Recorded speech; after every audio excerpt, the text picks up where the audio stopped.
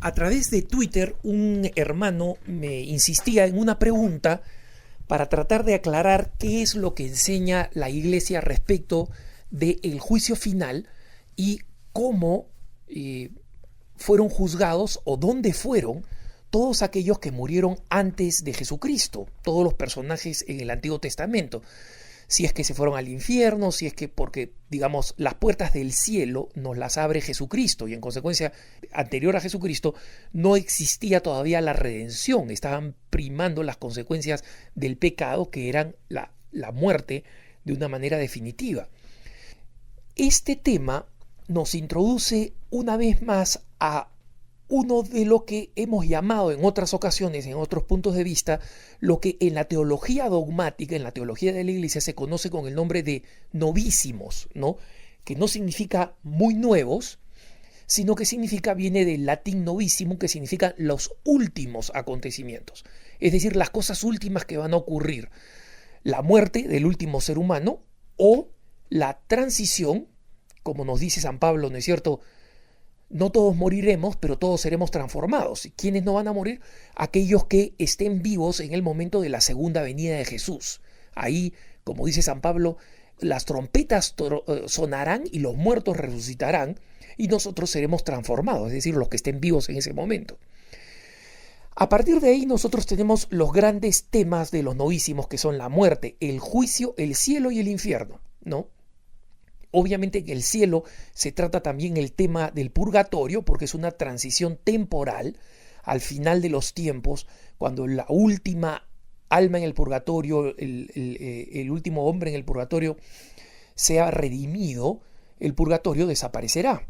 Entonces el purgatorio, a diferencia del infierno y del cielo, es temporal, ¿no? En consecuencia, en estos temas que se llaman los novísimos, la teología es muy cuidadosa en señalar dos cosas.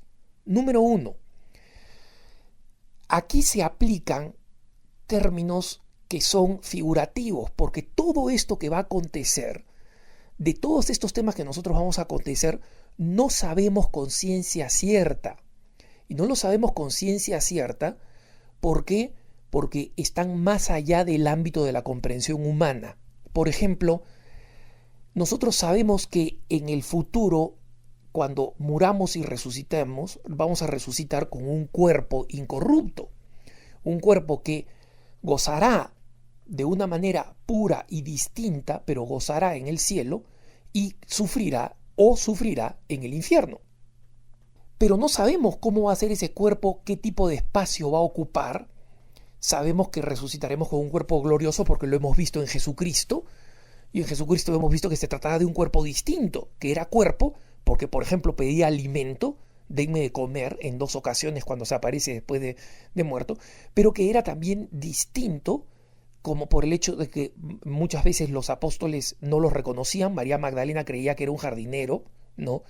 ¿Se acuerdan ustedes? O los discípulos de Maús lo reconocen recién al partir del pan, o cuando ellos estaban encerrados, creyeron que era un fantasma.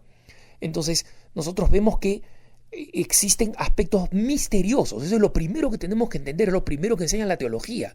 Entonces, los que están buscando conceptos precisos tipo información sobre la biografía de una persona, mira, murió así y se comía los panes de esta forma y se metía a la cama de esta manera, jamás lo vamos a entender así.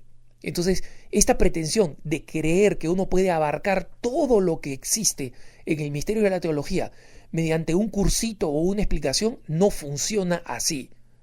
Lo primero que tenemos que entender es que de los temas de los novísimos estamos hablando con un lenguaje que en muchos casos es simbólico y frecuentemente es analógico, es decir, nos permite entender, pero proporcionalmente hasta donde da nuestra inteligencia aquí, y cosas que vamos a comprender plenamente cuando pasemos a vivir esas circunstancias. Ese es lo primero. Lo segundo es que, en general, las visiones de los místicos reconocidos por la Iglesia, incluso canonizados por la Iglesia, no son consideradas como enseñanza de la Iglesia. son referentes, son elementos orientadores, son elementos que pueden encaminar nuestra piedad, ¿no? El sano temor del infierno, el deseo más intenso del cielo, pero no tienen valor de verdades teológicas. Y en consecuencia, cuando alguien dice la mística tal decía que el infierno era de esta manera, o el místico tal decía que el cielo era de esta forma, ninguna de esas cosas son consideradas como fundamentos o argumentos teológicos de valor dogmático. Son consideradas como no contrarias a la enseñanza de la Iglesia, pero son consideradas como una visión o una propuesta personal. Es muy importante entender que la canonización garantiza que la persona que ha tenido experiencias místicas, ninguna de esas experiencias han sido experiencias que están en contra de la doctrina de la Iglesia, pero sus descripciones específicas, especialmente coloridas, etcétera, no son materia de la Iglesia, sobre todo cuando vemos que en las descripciones del infierno, del purgatorio, entre místicos de distintas épocas, de distintos años, ¿no? Nosotros vemos que existen muchísimas similitudes, pero también muchas diferencias. Entonces, al hablar específicamente del tema del juicio, nosotros sabemos por verdad teológica lo siguiente: la única persona redimida antes del nacimiento de Jesucristo es la Virgen María, y eso es lo que afirmamos en el dogma de la Inmaculada Concepción. Es decir, Jesús, para poder nacer de un vientre totalmente puro, anticipa los frutos de su redención, o sea, los que vienen a través de su vida, de su muerte y de su resurrección, por anticipado solo a una persona, que es la Santísima Virgen María. Ella es concebida sin pecado original. Todos los demás que nacen antes de Cristo, marcados por el pecado de Adán y de Eva, no tienen abiertas las puertas del cielo. Entonces, por eso es que nosotros decimos en el credo, ¿no?, que Jesucristo descendió a los infiernos y el tercer día resucitó entre los muertos. ¿Por qué decimos descendió a los infiernos? ¿Qué significa eso?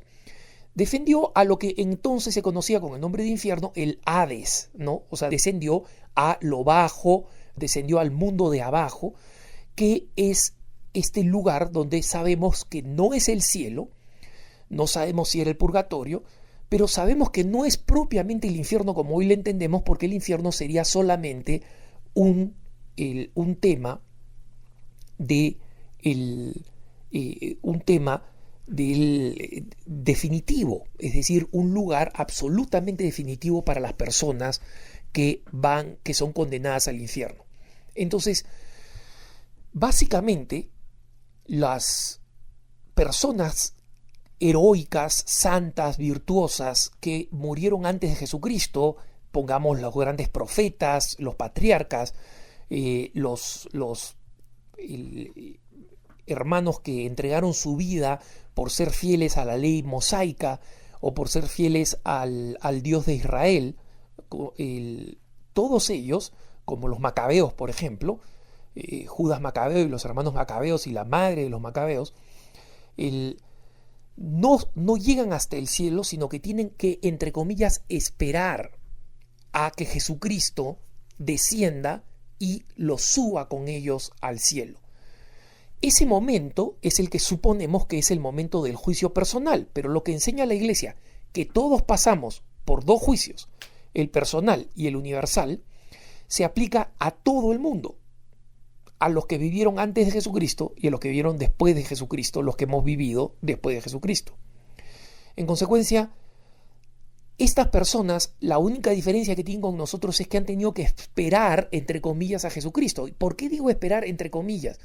Porque no sabemos cómo ha transcurrido ese tiempo. No lo sabemos. Y justamente nosotros sabemos que la manera como transcurre el tiempo en el purgatorio, por ejemplo, es una manera que es experimentada como una forma completamente distinta respecto de cómo se experimenta el tiempo aquí en la Tierra. En consecuencia, el concepto de tiempo es un concepto que cambia dramáticamente cuando estamos hablando del mundo después de la muerte. Entonces, tratar de pensar en términos de tiempo, oye, pero ¿qué? Desde que murieron 5 siglos antes de Jesucristo estuvieron sentados esperando 5 siglos, no sabemos cómo fueron esos 5 siglos. No sabemos si para ellos fue un instante, pero lo que sabemos es que hay un padecimiento de no poder ascender al cielo inmediatamente porque aún no se ha producido la revelación y la plenitud de la redención traída por Jesucristo. Entonces, si nosotros comprendemos en primer lugar que cuando hablamos del misterio del juicio, no podemos pensar en el tiempo, oye, pero ¿cómo va a ser esto en el tiempo? Primero esto, después el otro. No, no, toda persona que muere, de Napoleón, cualquiera que ha muerto después de Cristo, toda persona que muere experimenta el juicio personal y de ahí no se queda en la banca de los suplentes esperando todo el resto de la historia hasta que venga el juicio universal. Lo experimenta como una cosa concatenada inmediata, una detrás de la otra. Y en consecuencia, no sabemos efectivamente cómo funciona el tiempo. Pero por otro lado, sabemos que en el purgatorio las almas transcurren alguna forma de tiempo. Hay un antes y hay un después. En consecuencia, el tema del tiempo, de cómo funciona el tiempo, es un tema absolutamente misterioso. Y que incluso si nosotros escucháramos el testimonio de santos que ya están en el cielo, no tendrían el lenguaje para explicárnoslo. Es como si, por ejemplo, una persona que siempre fue invidente y que en consecuencia nunca experimentó la visión, nos preguntara que le describiéramos cómo es una puesta de sol. No hay manera, no existen palabras, incluso las que la vemos, no tenemos palabras para describirle a una persona invidente porque no tiene la experiencia. Así somos los que vivimos en este lado del tiempo para poder referirnos al tiempo que va a transcurrir después de la muerte. Y esto nos permite comprender cómo es que se pueden superponer misterios como el hecho de que tuvieron que esperar alguna forma de tiempo quienes murieron antes de Jesucristo, pero que a partir de Jesucristo han experimentado tanto el juicio personal como experimentarán en nuestro futuro el juicio universal y recibirán el premio o la falta de él de acuerdo a ello. Que tengas un buen día.